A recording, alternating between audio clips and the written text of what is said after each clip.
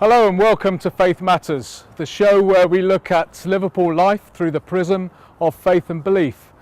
I'm about to go into the diocesan headquarters where I'm going to interview Stuart Haynes, who's the Director for Communications for the Diocese of Liverpool. Join me.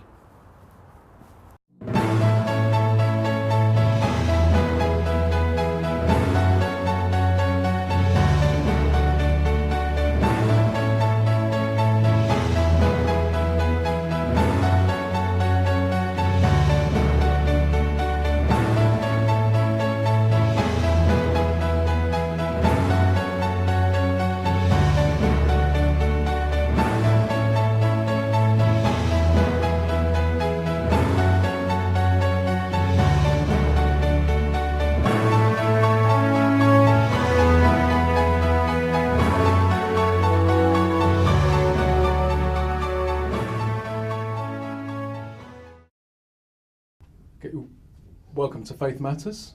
Thank you very much. Stuart. You're the Diocesan Director of Communications for the Diocese of Liverpool. Yeah. What does this involve? What does your job involve? It's a grand title, isn't it? It's really trying to get the message out about what the Church of England in this area is doing, what we stand for, trying to get people to engage with the church, get excited about the church, trying to basically sort of communicate all those kind of things. Our bishops come in and said we want to be a big church making a bigger difference.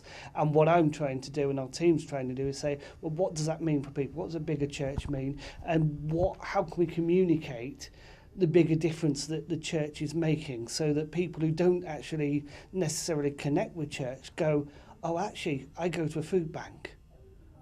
That's the church making a bigger difference in my life. I know somebody who was christened.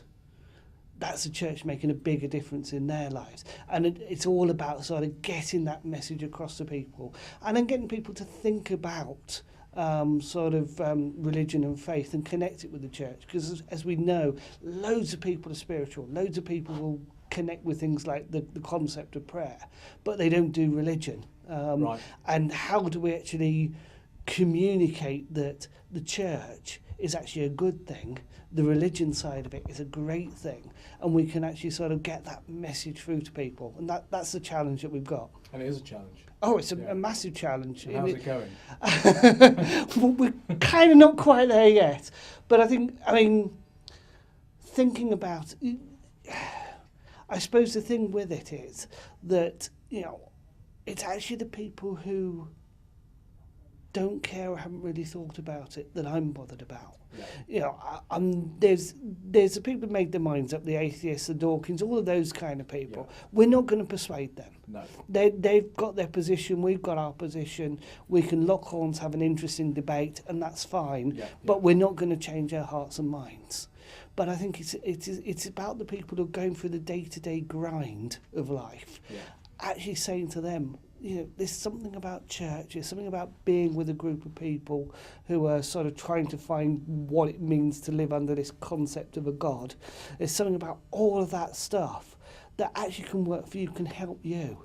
And how can we make that clear?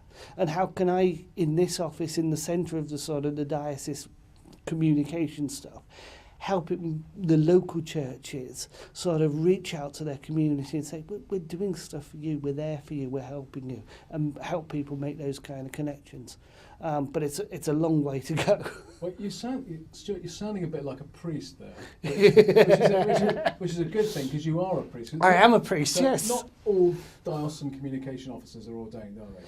No. Well, I kind of fell into both roles at roughly the same time. I was training to be a priest when the job came up, and I said I'll do it temporarily just until I get ordained and do proper vicar stuff, whatever that is. Yeah. And that was about 8 years ago, and I'm still doing this whilst actually doing the priestly stuff in my spare time. I'm up in God's favoured country of Ormskirk, in the marvellous town of Ormskirk Parish Church, the only place to be as far as I'm concerned, but there may be a bit of bias there. Everybody thinks that about their church. Well, that's true, and they should do. I think that about Son's Cross. Of course, you should do. But so I sort of do Sunday stuff. It's a bit busy for me now because we haven't got our full-time vicar, so I'm sort of playing at being the vicar of Ormskirk, which has involved stuff that I wouldn't normally do, like remembrance services and civic services and all of those kind of things, which means I have to look a bit more like a vicar at times, which is a challenge for us all. So how do you find these two roles working together? Do they work together? Is it conflicting in any way, or do you find that they complement one another?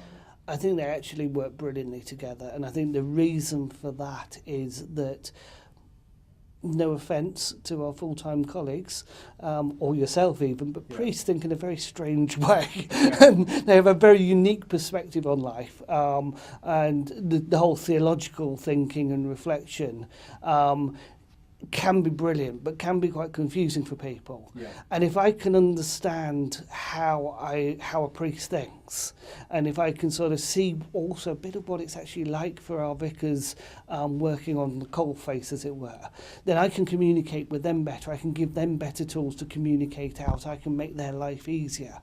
But also, if I can think like a priest and know all of that stuff, I can then sort of switch and start to translate it into sort of the common parlance. And there, no offence to some of my team, but a couple of my team are not sort of massively church going, and you can see at times they struggle with. And they're quite young as well. And they younger than you anyway. Well, most people are. Thank you for that. But they struggle with some of the church concepts, and sort of, I mean, church is just baffling and bonkers for a lot of people, mostly the people who work within the structures. So just trying to explain, and being able to explain what does an ordination mean to a journalist, trying to explain to people what does being a deacon. We lap around in the church. Oh, I was deacon the other day. The majority of people don't have a clue. And so I can sit in both camps and try and say, okay, well, actually what that means is, and start to translate it, hopefully not in a dumbing down way, but in a way that people can understand and grasp and go, oh, okay, a deacon is someone who is on their way to sort of the whole vicar thing. But deacons, but that starts to become that sort of, you understand that, I understand that, but how do we say, because anyone with a dog collar on is a vicar. Yeah, absolutely. Yeah, as soon as I put my collar on and go around Ormskirk, I am the vicar of Ormskirk as far as people are concerned. Well, I had somebody in the chemist actually yesterday say to me, I didn't have a dog collar on, and she said to this lovely shop assistant, she said, what do you do? And I said, I'm a vicar. And she said, you don't look much like a vicar. And her colleague said, well, what does a vicar look like? Yeah. And she said, not like that. Which I kind of took as a compliment.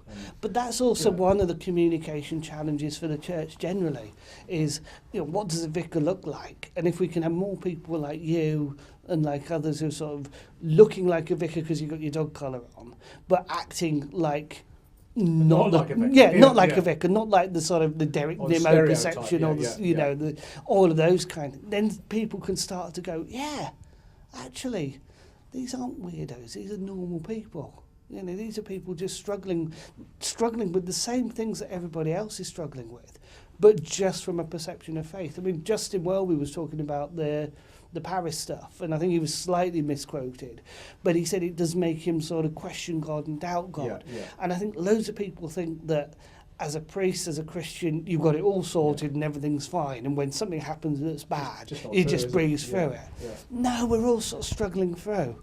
And how we communicate that across, and the beauty of my job is I can get to do it as a vicar, and I can get to do it as Director of Communications, and the communication practice can help understand how to be a better vicar.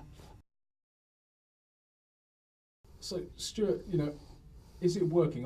As a church, or churches generally, not just the Church of England, not just the Diocese of Liverpool, but across the country, across the Western world, I mean, that's not too big a question. Are we communicating better? I think we're learning and we are getting better. I think the fact of the matter is that the church is still relevant. The media will still come to come to me and ask for a clergy person to talk about things, they still see it as important, and you look at things like the funeral of P.C. Phillips. The church was at the centre of it, and we were able to communicate very strongly through the media, through what we were doing as a body of people, that we're there for people, and so the city and the city yeah. for our case, the city. And I think we're starting to learn that we don't get it right, and we get bogged down in. I think what we do when we do it badly, what we do is we do our internal discussions in the public. So, the National Church will put out a statement on some of the big issues, and the first people that pile in and sort of criticise are actually the church rather than the outside world. Yeah. And we can act like a bickering family in public, and sometimes we need to do that discussion privately rather than externally. And we're not the only organisation that does we're that. not. We're not. And I think part of it as well is because there's an element of being a political organisation in the same way that General Synod, our Parliament, matches the Houses of Parliament. So we've got all of that kind of political debate. But instead of having different sort of parties, Labour and Conservative, it's all internal parties of different wings and different ideas. And I think the other problem is that faith is so personal. That if I say to you your interpretation of the Bible and of Scripture or anything else is wrong, I'm not saying you've got a wrong understanding. I'm actually attacking you as a person, and people can really find that quite difficult. Well, thanks, Stuart. We're going to cut away now to our commercial break. When we come back, we're going to talk about we're going to watch the Lord's Prayer film, and then we're going to talk about the Lord's Prayer and the controversy around that. Thanks.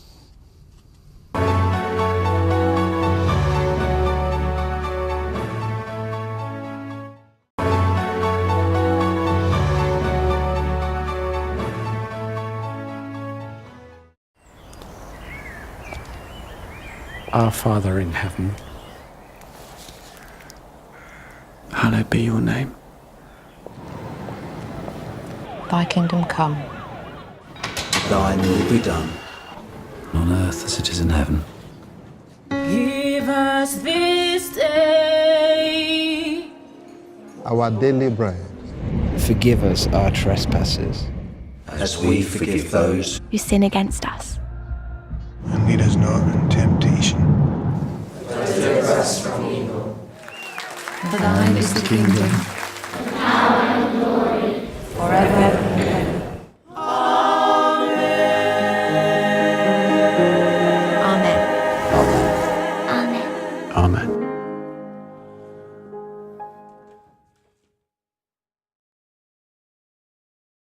Okay, Stuart, we've just seen the Church of England Lord's Prayer video. This, so-called controversial video. I didn't think there was anything offensive about it at all. I quite like it. Yeah, there's nothing offensive about it. And No. it's as telling it of a is. prayer. Well, I mean, you can't perhaps speak for the National Church of England again, but why do you think the church has made this particular video at this time? Well, the comms teams nationally, what they were looking at was to basically tap into the Star Wars film. Right. Okay. And so what they were saying is we've got an initiative called Just Pray. It's a website and an idea to try and sort of talk about prayer. And where's going to be the biggest audience that we're going to put this in front of? And they thought, well, loads of people are going to be cramming the cinemas to watch Star Wars when it's out. Why not buy advertising space in those cinemas and run this advert? And it was an attempt to hit that kind of audience.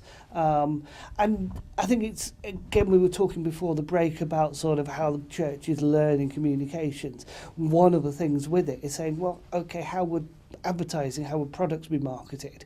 You put it in front of big films and big events where there's lots of people going to be there and they'll start to talk about it. Unfortunately, we weren't able to do that. And I'm interested in that Star Wars thing because we're thinking about Faith Matters of actually doing a programme on the spirituality of Star Wars and Doctor Who, and because there are you know, it is everything's spiritual, and there is a Yeah. now there's distinct spirituality, I think, in Star Wars. Do you think that was an accident, or do you think No, they thought about I that? think that was the connection, because I think a lot of people within church circles do, you know, there are so many vicars that will reach for the Doctor Who sermon or the Star Wars sermon and use those sort of analogies, the Force as being an analogy for prayer. Yeah. And I think there was quite a deliberate connection going on there. And it is said, actually, the makers of the film, Yeah. that there was some spiritual intent to, well, the original Star Wars. That Yeah. was the message they wanted to get through. Exactly. About good and evil. Yeah. And, Yeah. And a lot of these films, you know, that's why we can use them in church context for sort of preaching the message, as we would say it, because they have such a spiritual core. So there was something about that, and I think also that, you know, there was the religion that's Jedi in the census. There's all of these kind of things floating around that, whether it's totally consciously thought through, but at least some people were going, well, actually, people who go to watch Star Wars have got some level of spiritual engagement. Therefore, turning that as, you know, we would say in the Bible, Paul said, here's the unknown God, I will make him known. Here's this unknown force in Star Wars, I will make it known through the Lord's Prayer. And I think that was the original intent. I mean, it was a great idea, but the cinemas didn't like it, did they? No. What happened there, Well, basically the story with that was the National Church had done the negotiations. They'd got discounts on the deal. They'd sort of, you know, presumably argued like, well, we're a charity, we're trying this out. And you they'd know, already paid for they it. were. I don't know if they paid for it, but certainly the deal was on the table, Yeah. and it was all being signed, sealed, and delivered. The advert was cleared by the cinema advertising body, advertising standards agencies, all the people that legally need to say this is fine and clear and hits the standards and is okay. Then DCM, who are the company who oversee advertising for the main networks, so Odeon, View and Cineworld, basically said it's not our policy. We can't run it because it's not our policy to show religious adverts because it might offend people, and hence the ban. And is that Effectively, because they think, you know, all and sundry will then want their... So, you wouldn't just get the mainstream religions, would you? You might get a few fringe groups and, you know, well, not, you know, atheists would be fine, but, you know, you might have... Is that what they think the problem might be? They may want... I mean, what they stated, I think, was actually they linked it to political stuff and was said in the Scottish referendum campaign they ran adverts for no and yes, and it alienated audiences and things. I think their true thinking hasn't necessarily come out, and there would be a lot of speculation around it. Yeah. I personally suspect that they would have been afraid of the precedent, that if we let the Church of England run this, then who else do we let run? But it's kind of odd in one sense because, you know, the National Evangelical Movement Alpha courses have run adverts all over the place, on buses and everything else. We're running advertising campaign locally saying Christmas starts with Christ on billboards and buses and places like that. So it's not as if religion can't be advertised. It is just that I think the way it was done leads me to suspect, and I don't know, but leads me to suspect that somebody quite high up the chain got cold feet at the last minute and said, "Oh, this is we're heading into dangerous territory." And people are not as offended as is sometimes thought. I No. mean, not just by this, but people are not offended by spiritual and religious advertising. Well, you're not offended, but you might go in and watch any advert and go, "Oh, do you know what? I don't want to be force-fed." Or I don't like the advert. Yeah, I don't like the advert. I don't want to be force-fed that product. I don't see why they should be advertising mobile phones in the cinema when they're telling us to turn them off. Whatever, you could get annoyed by anything, and then you let it go. Yeah. You know, so if you don't like it, it's 1 minute of your life to watch an advert. You know, and then you get on. I mean, ironically, what would probably happen is in cinemas, as you know, a lot of people would half engage with it, and some might not have noticed. By doing this ban, DCM are basically handed us on a plate a talking point about free speech, about religion and advertising. They've enabled the video to be watched on the official Church of England channel at least 750,000 times, plus, you know, as with social, it just gets shared and replicated in other places. national conversations and us having this conversation. We wouldn't have this conversation now. No. You wouldn't have thought of running this story. It would have been a very tiny story. Yeah. Had it just gone in the cinemas. Well, that's interesting, the Church of England advertising in cinemas. Now it's a big controversy, and we're able to talk about the advert and then also what's behind it, which is the encouragement to get people to think about prayer. So it's worked really, not in the way we Not intended. totally not in the way we intended, and I don't think the Church of England was being Machiavellian in trying to get it banned. We genuinely we're not that clever. We're not, you know, we're not that sophisticated. God love us. Yeah. But it's totally worked in our favour because suddenly then everybody's talking about. But see, one of the other reasons behind it, I think, is that prayer is the least offensive part of the Christian thing. That when anything happens, people, whether they're religious or not, will often talk about prayer. And so prayer is a great entry point. You know, we prayed for Paris, we prayed for Mwamba, we prayed for this disaster. You probably get so many people like I do who don't come to church, don't know anything apart from the fact that you're a Christian, say, oh, my aunt is ill, can you pray for them? And I think everybody prays. Yeah. At some point. Yeah. It might be at a point of desperation. Yeah. So what's the campaign, the Just Pray campaign? This is a campaign that the Church of England is already running. Just to try and get people to think about the prayers they are saying maybe already. It's to get people, to encourage people to pray. There's a website, justpray.co.uk. It's had 2.7 million prayers on it. And it's encouraging people just to sort of put those situations before God. It's the very basic thing that we do as Christians, is we kind of say, it's all a bit whatever, I'll pray to God. And what is prayer? Is it conversation with God? How do you define it? It's a load of things to different people. For me, it is a conversation.